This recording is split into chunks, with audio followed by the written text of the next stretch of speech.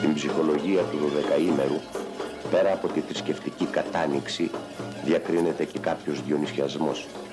Υπάρχει από τη μια η λαμπρή όψη των οργανωμένων ομίλων, παλαιότερα οπλισμένων, με απόλυτη τάξη και υπακοή στον αρχηγό τους, και από την άλλη η δαιμονική, γελία όψη των μεταμφιεσμένων, όπου δείχνει κάποια υποβόσκουσα διονυσιακή διάσταση, ελευθεροστομία, πειράγματα, ενοχλήσεις, υπονοούμενα. Ο μεταμφιεσμένος απολαμβάνει ορισμένες ελευθερίες που δεν τις έχει στην καθημερινή ζωή. Παραβιάζει ορισμένα κοινωνικά ταμπού, πράγμα που δεν του το επιτρέπει ο κώδικας συμπεριφοράς της λεβεντιάς και του φιλότιμου. Δεν πειράζει μόνο τα κορίτσια του χωριού, αλλά και σεβαστές γερόντισσες.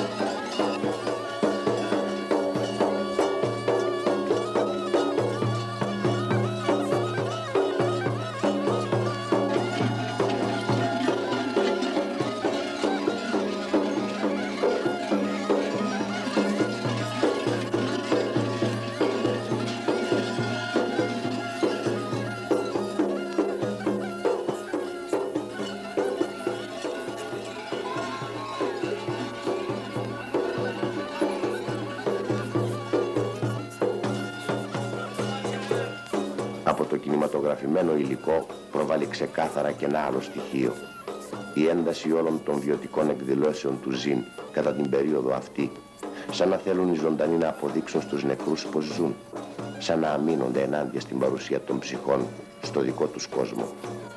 Αυτό εκδηλώνεται με τις τελετουργικές επισκέψεις που εντείνουν την διανθρώπινη επικοινωνία με τα φαγοπότια, τη μουσική, το δημόσιο χορό και το τραγούδι, με την ευδαιμονία και απελευθέρωση από τους καθημερινούς περιορισμούς, με τη διέγερση γενικά των αισθήσεων.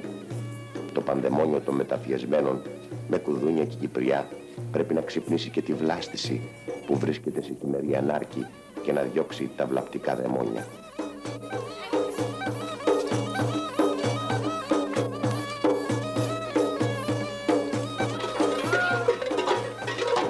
Στο οπτικό υλικό που σχολιάζουμε κυριαρχούν οι τράγοι. Διακρίνεται όμως και η αρκούδα με τον τζιγκάνο αρκουδιάρη. Από τέτοιες τραγόμορφες μεταμφιέσεις ξεκίνησε στα αρχαία χρόνια και η τραγωδία. Ο ποιμενικός βίος τότε και τώρα είναι ουσιαστικά ο ίδιος.